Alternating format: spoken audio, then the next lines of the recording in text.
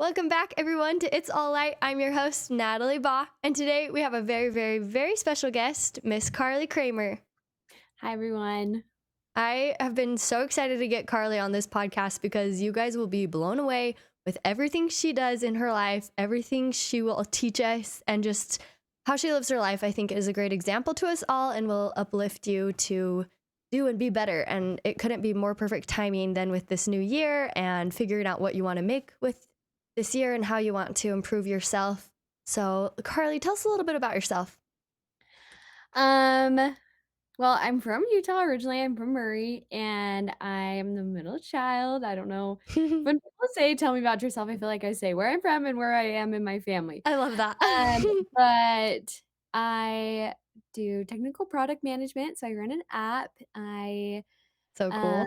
love to travel. That's a fun fact about me. I think in 1 year, I made it to 5 new countries. So And that's awesome. all I have to keep up, So to every constantly. year you go to 5 more new countries. No, well, that year, it just happened to be 5, but I think Uh-huh. I set out a year to do, like, 2 or 3. Cool. Yeah. Where is 2023 taking you? 2023 is gonna take me to the Bahamas, Ooh. and then somewhere in Europe, hopefully. Take me with you. I love traveling. Anyone's welcome. That's so fun. I love seeing your travels. Carly and I also went to Disneyland together, and she's this We big did. Disneyland fan, and that was awesome. Carly knows the ins and outs, the food, how to schedule everything. It was perfect. So highly recommend if you are going to Disneyland, text Carly. Yeah, hit me up. I've got all the must-dos. Yeah, so Carly and I actually met through our mutual best friend Annie Reese. They grew up together, and then I met Annie in college, and then we all just became friends. I actually met her at the 80s dance night at Area 51 in Salt Lake. Oh, yeah, I was Annie dragged me there, and I I was was so so grateful she did. I was so excited. It was like one of the nights, I think it might have been a weeknight too in college, and it wasn't very busy, but just like there was like some other guy with us, and like the four of us just had so much fun. And that was my yeah, first no. interaction with Carly. Totally fun. I think we all learned I'm not a night owl then, but it was fun. Which you have only just like maximized in your life, though. We'll talk about your routine and things like that because that's something I admire in you. And whether it's Mhm. like your passion and energy now, like I know there's so many passions in life, it's just something you live and do, which is admirable. So yeah, Oh, tell us yeah. some more about different passions you have in life. Um, well, I think right now where my passions lie are just the physical and spiritual mental well-being of myself that once those are honed in, I think I would then be able to help others with their passions. I feel like something I've learned in this last year is that my tribe is quite big, and I'm so grateful for them and for that and their support that they've given me, and that I just now actively seek to also help them with their passions Mm. and their goals because I find it so fulfilling to reach them. Um, and I get so pumped when other people are like, "I'm doing this," and then they told me that they, like, accomplished it. Um, I'm very passionate about my fitness and my health, and then where I can elevate that in any way by what I eat and, Mhm. that sort of thing, and then something I wanna work on goal-wise this year is elevating my mental and spiritual well-being to be on the Mm. same level as my physical health is right Wow. now. That's cool. And just for all you listeners out there, her physical well-being and how she eats is insane. She participated in and won a wellness competition, wellness like bodybuilding. I don't think bodybuilding is the right word. What do you call it? A wellness fitness competition? So it was a bikini fitness show. It's a just Right a on. So category, cool. within your just NPC federation.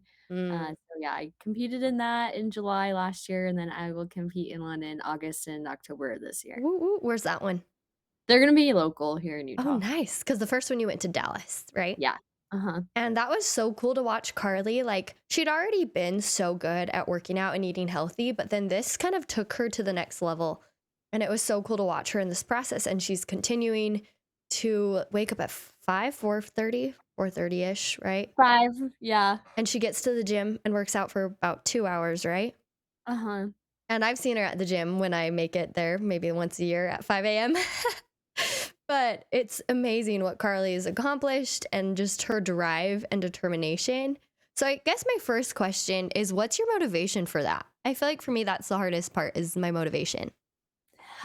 Okay, my thoughts on motivation. Well, I guess to start for why I did, my first show, my dad's passed away, and he did bodybuilding shows, so I kinda had that energy and example around the house, and so after my dad had passed away, I said, "This is what I'm gonna do. I'm gonna do it because my dad is one of the most dedicated, hardworking humans I've ever met." And from there, that was the motivation that gets you going, and that's my thoughts on motivation is that it only gets you started. It does Mhm. not keep you going. I think motivation is actually a fleeting attribute, Ooh. that, can come and go very quickly. What gets you to reach your goals and your passions is actually organization and discipline, more than anything. And you are so disciplined. I can't wait to pick your brain. Okay, and you were saying, and more than anything. Yeah, well, just in more than anything, if you have something that you want to reach, getting up at 5 AM is not something I wanna do, and I'm not motivated to do it, but I'm organized, and I organize my day to make it so that I am there at 5, and I'm disciplined, and I know that I'm like, "Hey, if I'm to accomplish this goal, this is what I have to do." Do you feel like it's gotten easier because you've created that routine? Yes and no, like, I think there's other attributes that, like, obviously play into it because, like, right now, I wouldn't say I it's easy because it's cold in the mornings and I want to stay in my warm bed, but, like, Mhm. I know it's better for me to get up and get it done, Yeah. or, it's the holidays and you just wanna, go hang out with your friends late at night, but I know that, like, it's not gonna do well for me tomorrow if I don't get enough sleep or, um, so many different things come into play, but and even just this last week, I'm like, "Oh, I know this week was hard food-wise because I didn't take the time to plan like I normally do." And Mm. so then you just have to reevaluate your goals, reset that motivation to get you started again, but then go back to the discipline and the organization. Mm. Okay, walk us through your day. I feel like that could help us see a glimpse into how disciplined and how organized you are. Yeah. So a typical day is I wake up around 4:50, 5 o'clock. I know 4:50 specific, but I have 2 alarms, 4:50 and 5. Mhm. Uh, I get up and I roll right onto my knees and I pray, and it's very, discombobulated, but I just have said I will start my day that way, whether it's coherent or not. Mhm. Um, and then I get ready for the gym. I have a pre-gym snack. I go to the gym, I'm there, and I'm rolling out and stretching by 5:30, and then I get my workout done around What's 8. your snack? I'm curious what you eat before the gym. Well, it kinda depends on what, like, phase I'm in right now. So since I'm in a surplus, I have, like, a low-carb tortilla, some spinach, Laughing Cow cheese, and a piece of turkey. So you're hitting Mm. all your macros, fats, carbs, and, protein. And And surplus, just for those who didn't know, because I didn't know a few weeks ago, it's just eating more food to build that yes, so, muscle. Mm. because I am lifting very heavy weights, I also need to eat to back Things it to up. sustain you. Okay, Yes, got it. So you eat your uh-huh, snack and then you go to the gym. yes, hyped up on pre-workout, obviously. Do you Uh, use bucked up I use Bucked Up and Upper Limit. and upper limit? Nice. Yeah. When I get home from the gym, I go right into getting ready for work, and then I eat breakfast. Which to add into, like, what's organized and disciplined, that's already pre-tracked in MyFitnessPal and, like, Mm. it's already planned, like, I it's not guessing what I'm gonna eat, it's just now making it, like, I already have it planned. Oh, you can pre-plan in MyFitnessPal. Yeah, Ooh. I pre-plan my lunch, like, Mhm. even if I'm work from home, I already know what I'm gonna have for lunch, or if I'm going to the office, I have already pre-tracked and have, like, my lunch ready to go, and then Mhm. I'm off working. If I'm at home around lunch, I usually like to go on a walk because I try to hit, like, a step goal, um, and then once work is done and one thing I'm implementing, uh, for this year and trying to be better at is a power hour. So if anybody's read the 5 AM Club, they know that the power hour is when you wake up at 5, that is the time to read, meditate, make your bed, do all these things, Mhm. just for that first hour of the day before you get started. And one of the reasons they want you to do it is because you feel so accomplished, just within that hour doing so much. For me, since I get up so early to do the gym, I needed to schedule power hour at a different time. And so right now that's going to be post work where I'm going to study scriptures, study or read a book because I love to read physical books rather than like Mhm. audiobooks, and then um do some journal writing, do all that within an hour. Then I'll do dinner, plan my food and everything for the next day, nightly plan, go to bed. So nightly plan is just kinda going through what you're doing the next day? Going through the next day, I weekly plan, and so that's just kinda like review, add in anything that might have come up, Mhm. before, and then, yeah, I try to be off to bed by, like, 9:30. I love that. Did you have a nutritionist help you at all when you were training? Like, how did you learn how to eat certain foods? Like, you are so good at that, and I'll share another fun story about that in a minute, but Yes and no. So I've had a basic knowledge of nutrition and macros, but with my coaching and programming that I have, they do provide a nutritionist, and she's just there to help with like meals. mm, But I love to cook, and so it's just kind of like they had a meal plan option available, and I would use that sometime when it's just like I'm tired, I don't have time to, cook and prep mhm, and just have something at easy access.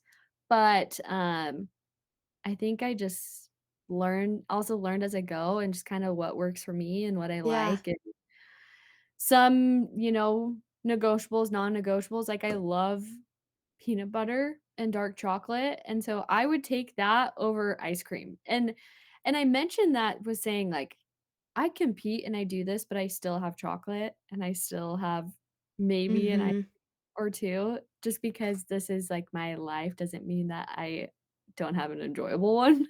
mhm, totally. Yeah, mm.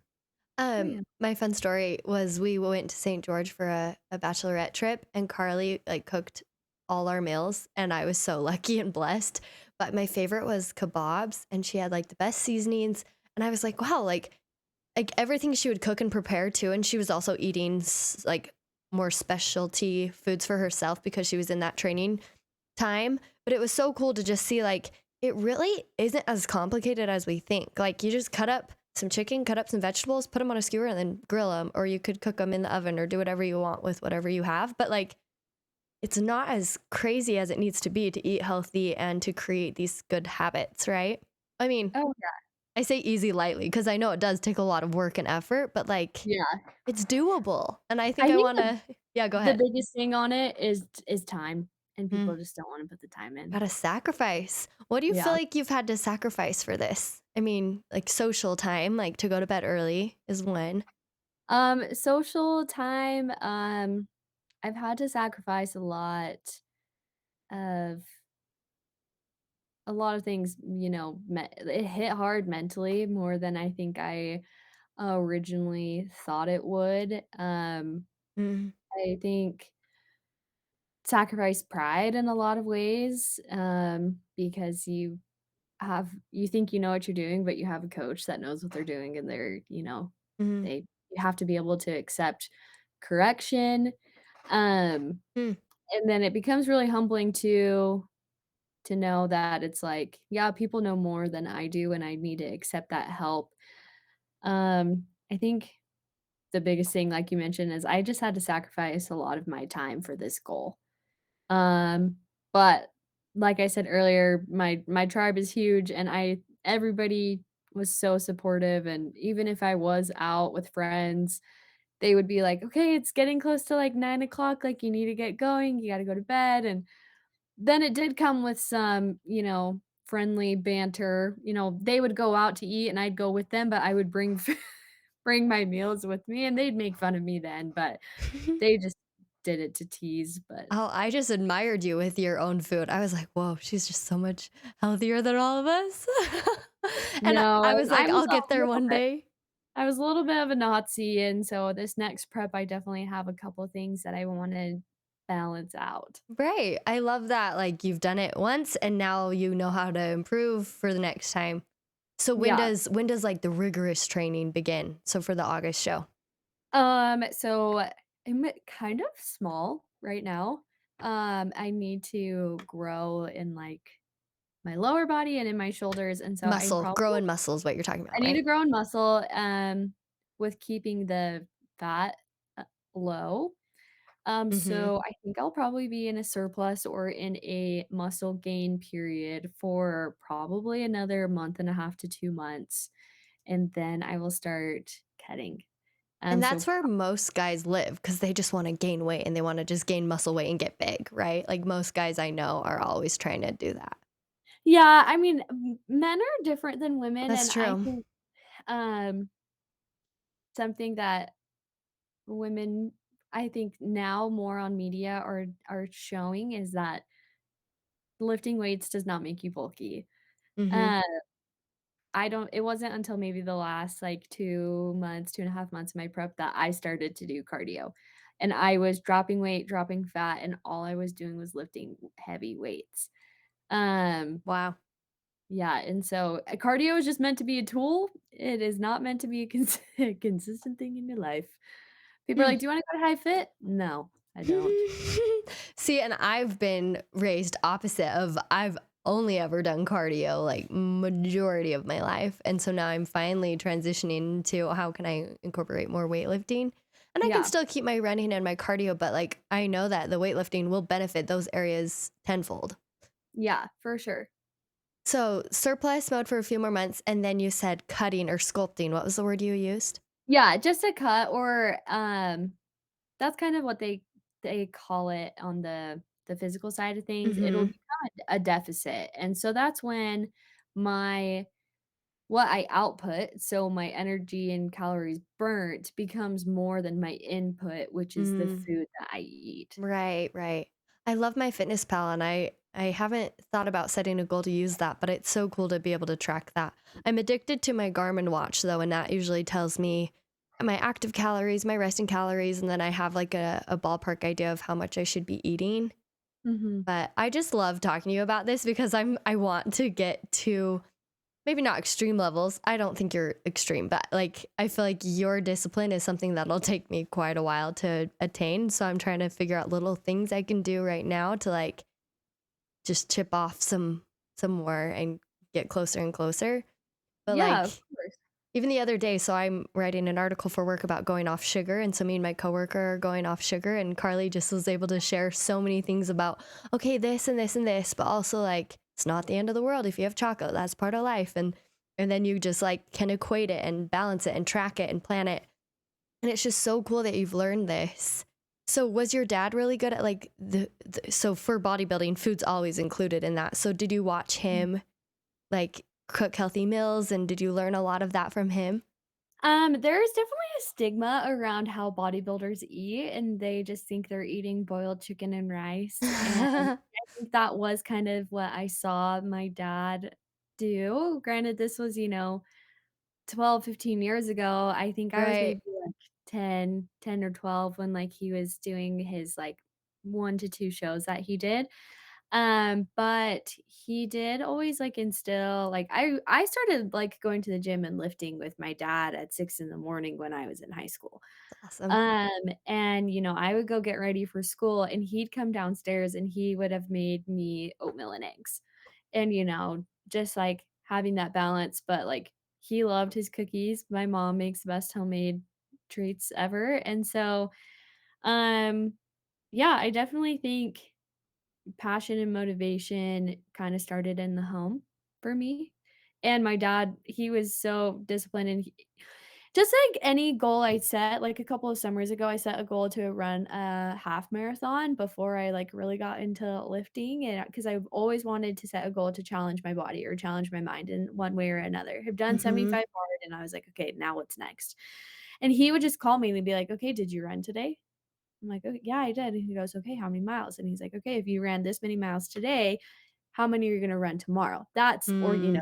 organization, unlike all these things. And he's like, "Okay, once you hit those goals, how are you gonna taper your time back?" Like, all the little things. Yeah. No, for real, when I think about training for marathons and different things like that, if I don't have a set plan and mapped out time each week of where I'm running, when I'm running, who I'm running with, it doesn't happen. But like once you just say you're going to do it, like discipline kind of builds off of other things you're disciplined in, and Mhm. like I think routine and discipline are hand in hand. But for me, it was always like, okay, I have my planner. I'm mapping out, okay, I need like a training plan, right? It's like, I have to do this on this day and I have to do this on this day. And yeah, there were a day or two I missed, but that's just life. But generally, like, I hate track workouts. Actually, I like them more now, but like, that was on my training schedule and I made time to go and do that. And so it's Mhm. like, I've done it before. I know I can do it. And then from there, I can build up and do more things or be more disciplined in different areas. How do you feel like your discipline has transferred to other areas in your life? In other areas of my life, I think what came to mind was, like, loyalty. Mm, Um, because I'm disciplined and loyal to myself, I'm, loyal to other friends mhm, and loyal to callings that I have. Um, and I think that also comes with a lot of trust. I trust myself to be like this, and other people will trust me. mm. Um, yeah, that's kinda what I thought You're when you mentioned. dependable for yourself and to others. Yeah. I Loyal. don't think you can Yeah. be dependable to others unless you are for yourself.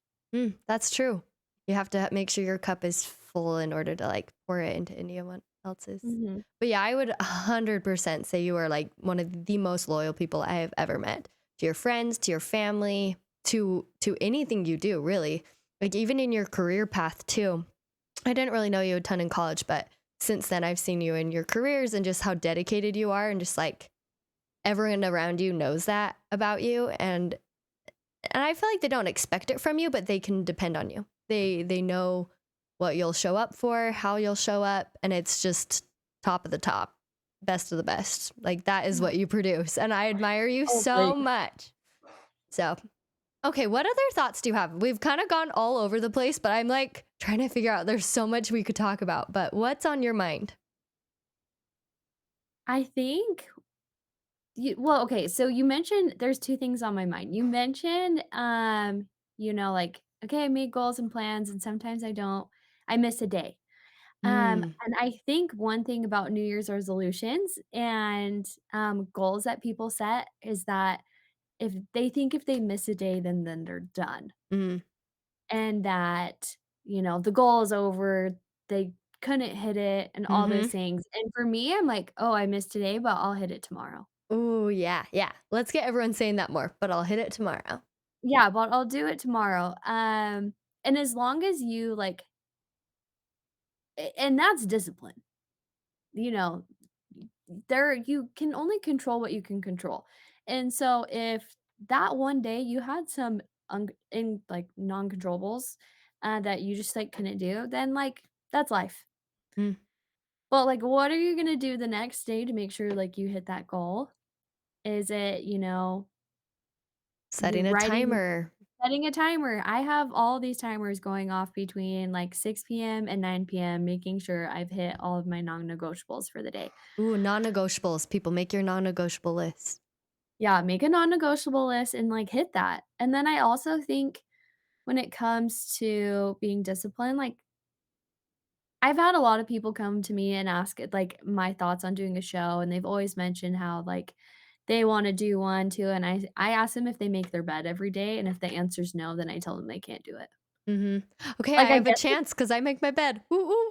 Yeah, I get that that's harsh, but it's like it's a small task.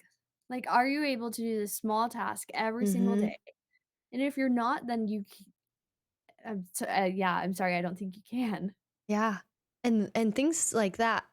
Like you said, sometimes it helps to start at a young age and kind of build that up for your whole life. Like for me, making my bed was something I always did. My mom Yeah, kind of gave us a little incentive. She would put like a quarter on our bed if it was made by the time we got home from school. But so that has always been just like a no-brainer. My bed is always made. But like there's so many other little things in your life that you could see what you're doing good at and then think of, okay, what's another routine I want? Like for me, I at one point I wasn't saying my morning prayers and I was like, how can I get that and to be my goal? yeah. I'm like you. Like first thing I do is roll out of bed and just pray, even if I'm not the most cognitive. But like even with this year, my goal is to meditate every day. And I might have missed one day this weekend, but like I told myself kind of what you were mentioning, like, okay, just make sure you hit it tomorrow, like it will take time to do something you're not normally used to doing. And I think failure is part of consistency, but also you said a word that starts with a D, almost like dependability, but no, there's another word. But it's just like accepting those failures as part of your progress. Oh, yeah, absolutely. And it truly becomes a mental game more than anything else. Mm, Our goals are probably physical actions, but it's your mental strength and ability to, put your phone down, get off Instagram, and, hmm. like, get up and go do things. I have, like, 2 quotes that I really just kind of Oh like, yeah, I live by them. And also my goals and everything I have is my lock screen. Like, it's just a note and it's my lock screen.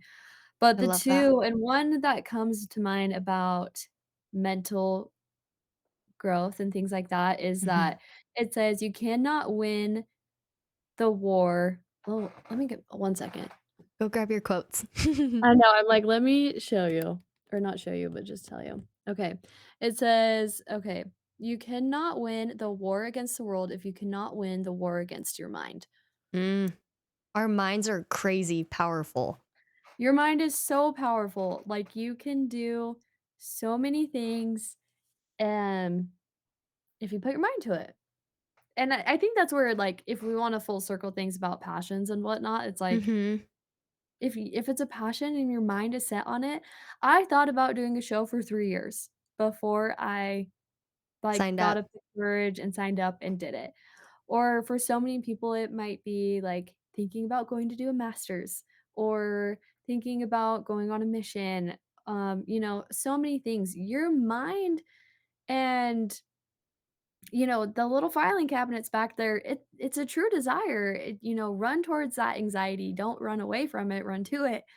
Hmm. Um, and then you'll be surprised, like, what you're capable of because the Hmm. only person telling you that you can't is you. That's true. At the gym with my boyfriend, we were doing some back squats and he was like, "You can always do two more when you feel like you're at your limit." Because like we're so much more capable than we think. So I was trying to do that, but at the same time I've tried to learn about my willpower cuz sometimes you are just depleted and you like and your brain like just doesn't want to work. So for me, Yeah, I've tried to learn like, oh, if I do go work out in the morning, then I haven't exhausted my energies at work. I haven't exhausted my energies in whatever else I have in my life. And I can focus on like getting over those mental barriers. And everyone says that with running. So I'm trying to figure out that mental barrier I broke with running, running mhm, long distance and try to apply that to weightlifting.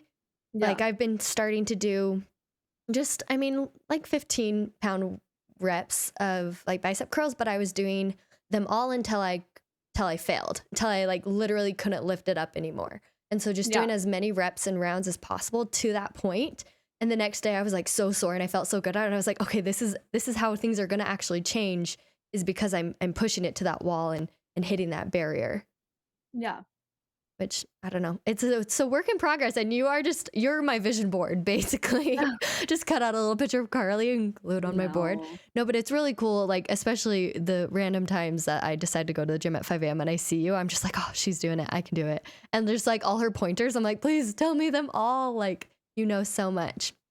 Oh, Sorry, that was a thanks. bit of a tangent, but we can circle back into your other quote too.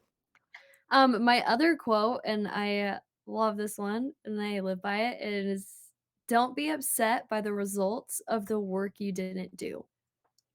Ooh. Mm-hmm. So if like I that was my like quote, my my vision quote for the show and really kind of for the year with all the goals that I've set for myself is that by the end of the year or the end of show prep, if I get on stage and I look at myself and say, I could have looked better, I Mm. can't be upset because I didn't put in that work. Ooh, interesting. Hmm.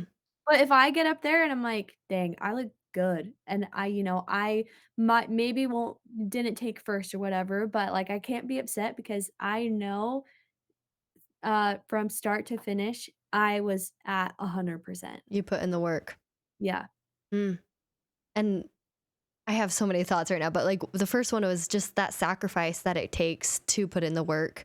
I was talking to my friend about running and goals and just like the idea that like if I really wanted to, I could try to compete like professionally running. And he's like, it just takes sacrifice. He's like, you literally just change your life to that's what it's all about and you sacrifice almost everything else. I mean, that's Mhm. not my goal right now, but like it's just kind of like learning about the possibilities and then figuring out what you want. Yeah. So what are your thoughts on potential and these possibilities? Like what helps you see that you worked your hardest? That is something I struggle with. But like getting on stage and knowing you did your hardest, what helps you get there with the possibilities? Um, Let me think. What helps me get there? That was kind of worded bad, but just what helps you see No, that you're potential? fine. I think potential is like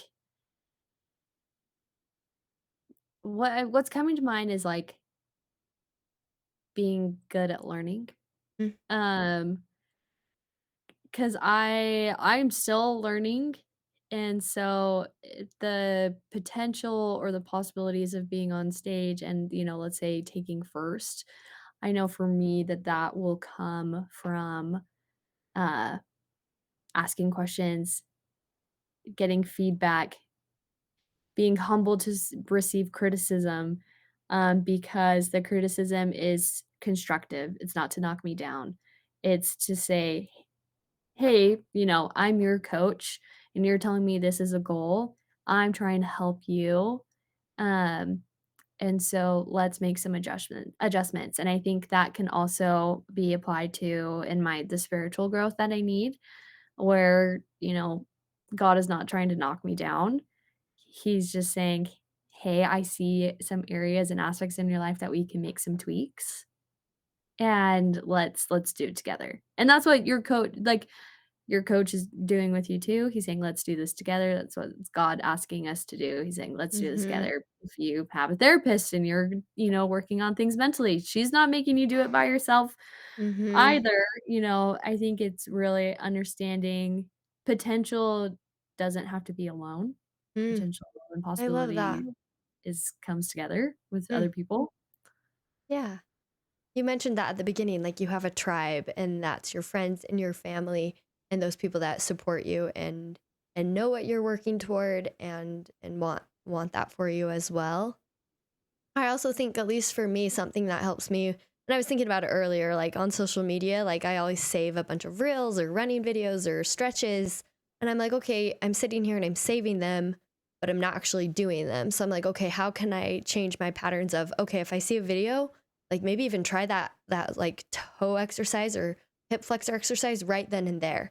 And then write it on a piece of paper to remember that instead of having to go back through my phone and look through my saved videos. But like there's so many resources out there and videos and people to follow.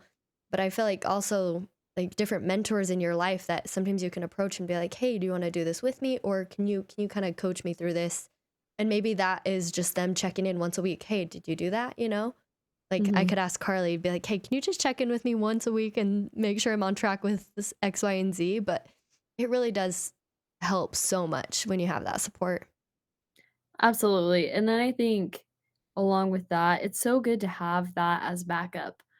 But I would almost rephrase it. Like, I've had a couple people ask, "Hey, can we do macros together?" Or, "Hey, can we do this?" And I Mhm. tell them, I'm like, "Great, so you're gonna be accountable to me."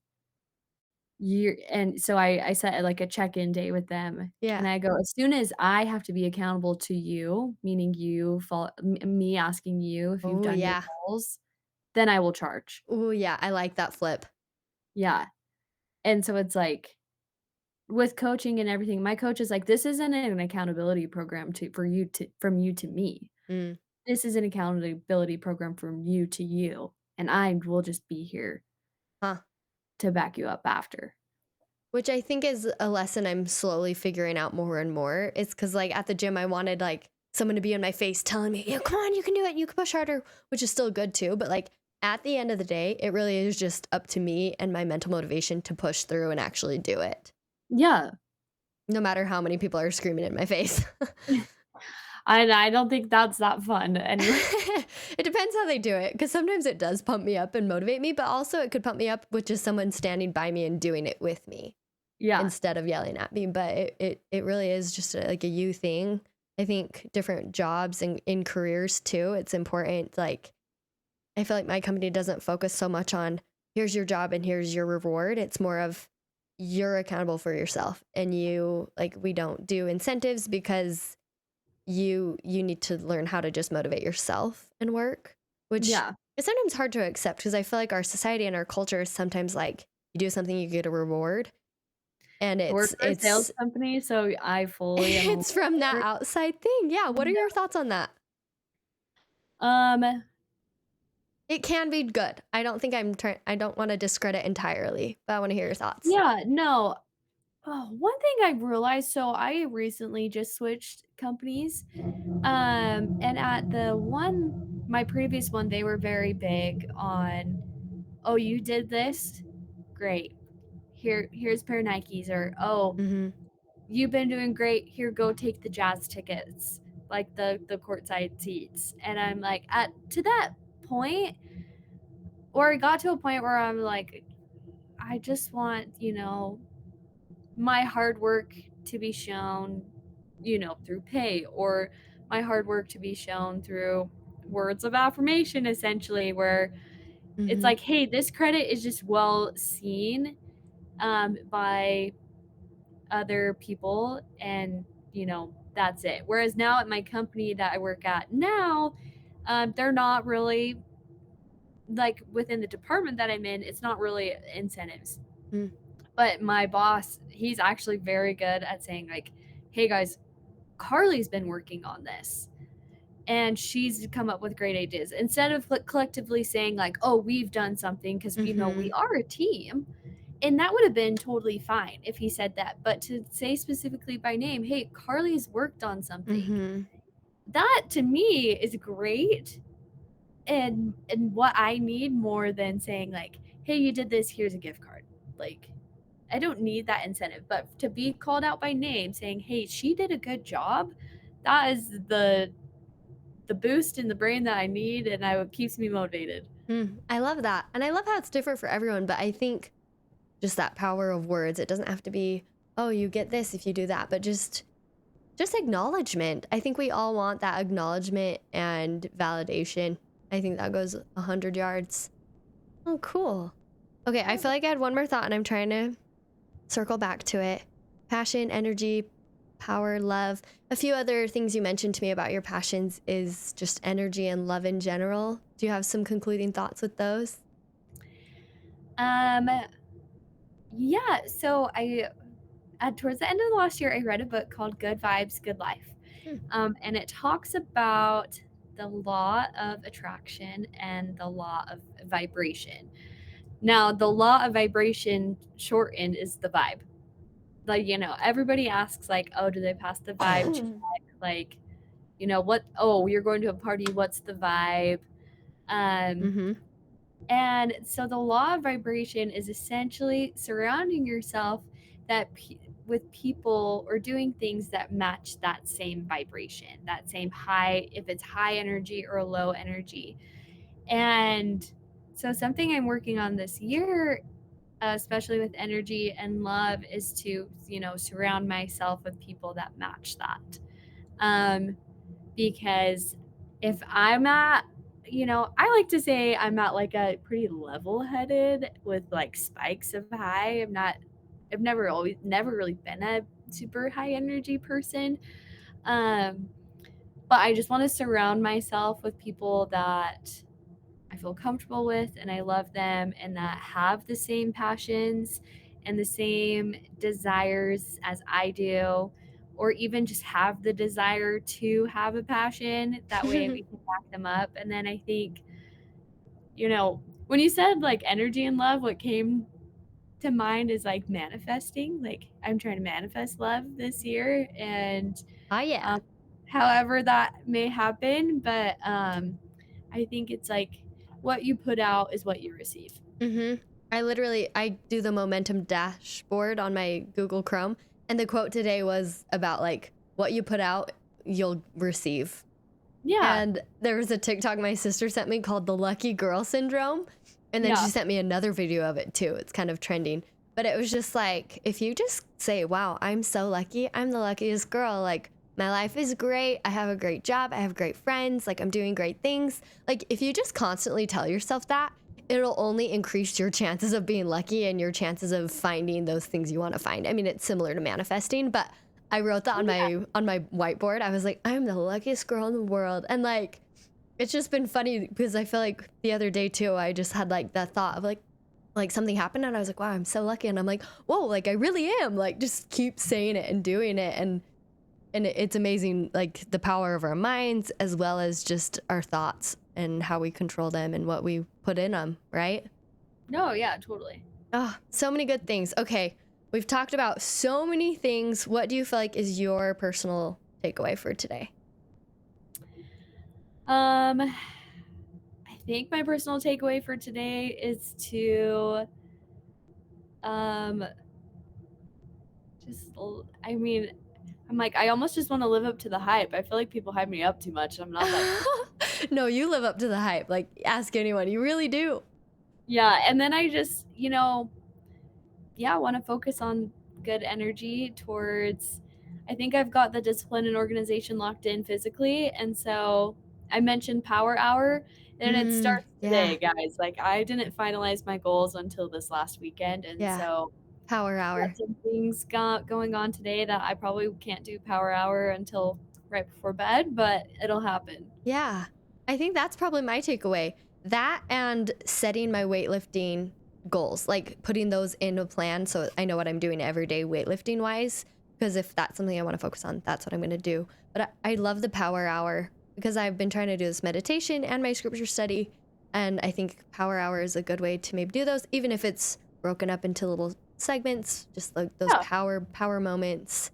I'm reading reading a book actually called Power of Moments, and No. it's kind of geared toward marketing in a way, but it's also just kind of like in your life, like surprises you can have and like peaks in your life that you can kind of create. And that kind of works with manifesting too, because it's like a combination of all sorts of things of being a little bit more unique than normal, but also trying things new, like trying new things. Anyways, but power of moments, creating that power hour. And then weightlifting, you guys, especially women, it helps us so our bones don't break. And it's just so we can do more things and have better babies. And I don't know, I Yes. could go on and on. Weightlifting is really important. But And if you want my opinion, don't high rep it. don't high Compound rep it. Oh, compound overload. wait, say that one more time so we can understand it. Okay, so you mentioned that you're doing bicep curls Yeah, at, 15 pounds until you burn out. right. Well, Uh, yeah, sets of yeah, them. sets of them. So if you're trying to gain muscle, Mm-hmm. Compound overload. So you start at a beginner weight. Okay. Let's say it's 15 pounds. Mm-hmm. And you do 3 working sets, not warm ups, warm up and working sets. Okay. They're different. So I could warm up with maybe 10. You can warm up with maybe 10 for a set, Okay. maybe 2 if you want. Set of Then like you do, 8 to 12. yeah, you're just warming up. It's fine. Okay. And then working, meaning, you get to Push your it. last, yeah, you got to push it. So your last 2 to 3 reps are hard for you. And you do 15 pounds. The next week, you need to increase it to 17.5. Then you do that. Then the next week, you're going to increase it to, 20s. Now, let's say 20 is probably at your max. Mm-hmm. So you're going to keep it at 20 and add in reps and sets. Mm. And then once 20 becomes easy, then you'll drop back down to your 3 sets of, 10 to 12, but go to 25.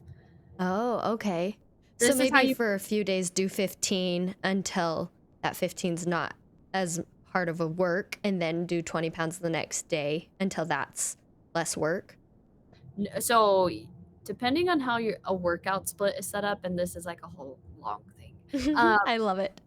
But you should I'm not even doing bicep curls right now. Like, it's not a consistent thing, part of my workout, and that's one thing I think people get stuck on, is that they do the same workouts for months on end.